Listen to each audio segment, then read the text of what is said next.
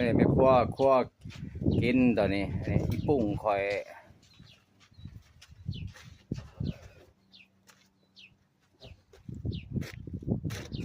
พ่อใหญ่บ้านมัดเครื่องหมกเล่น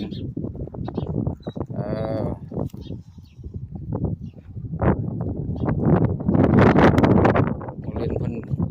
ปลูกเท่าเดียวกินเบิด3 ปีครับเบิดของแท้เลยหมายว่าดุหมายว่าอยู่สิว่าบ่ดุในสวนเพิ่นงามว่าซั่นของแท้เลย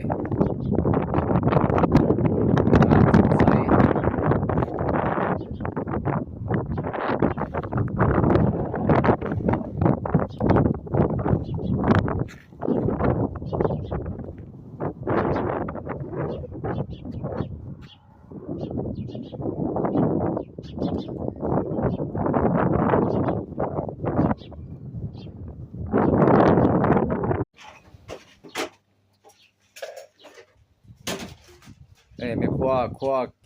กินตอนนี้อีปุ่งคอย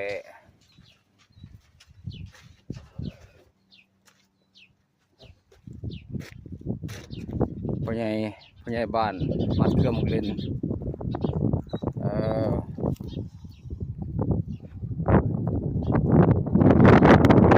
หมกเล่นเพิ่นปลูกเท่าเดียวกินเบิด3 ปีครับเบิด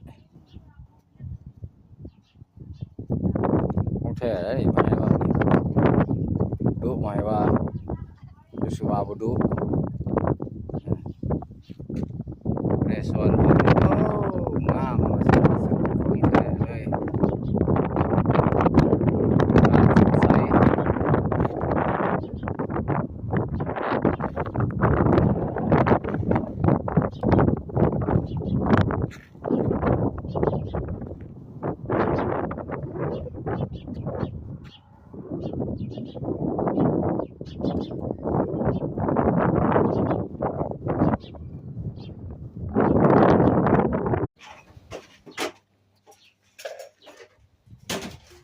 ใสไม่คั่ว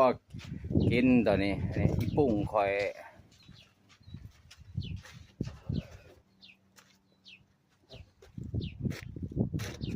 พ่อใหญ่บ้านมัดเครื่องหมกเล่น